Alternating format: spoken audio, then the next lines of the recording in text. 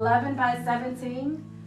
Once you've printed it out, and like you want to pre-press the shirt to make sure you get any moisture out, and then you want to go ahead and also if you want to quick cure it, all you need to do is put it on the heat press where it's going to go on the material, and hover it over with the heat over it for about a minute. That's going to cure the ink. Okay, so that is a hack if you don't want to wait the 45 minutes.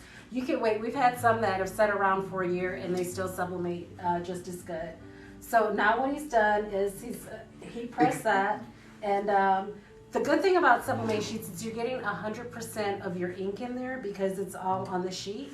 And then you just want to cover it up with parchment paper. We like parchment paper because it's thin. It allows you to protect your heat press, and you know that you're getting that heat and that pressure directly onto your material. So you want to cover it up completely, and then you want to press it at 380 degrees for 40 seconds. You don't have to put anything in between it. The ink doesn't bleed through. So one of the things too, you also want to make sure you have good firm PSI on your press, because what happens is while it's pressing, that the adhesive is infusing to the fabric. So you want to have good firm pressure so that it is able to make sure that it gets that heat and it gets that pressure. I see those colors right there. Isn't that nice? So this right here, he didn't do this part because it's bigger than our press. So you can see, right. So now he's gonna cover it up and do that same thing, but this is what it looks like.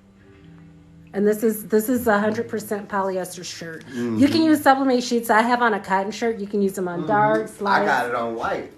Yeah, you can use it on denim. You can use it. You can use it on any type of fabric. Ooh, polyester. That's nice. Go ahead, put it on. You look nice. So I'll put this on right here. I'm gonna step away and put this on, but that's what it looks like when it's like. And this is a polyester shirt.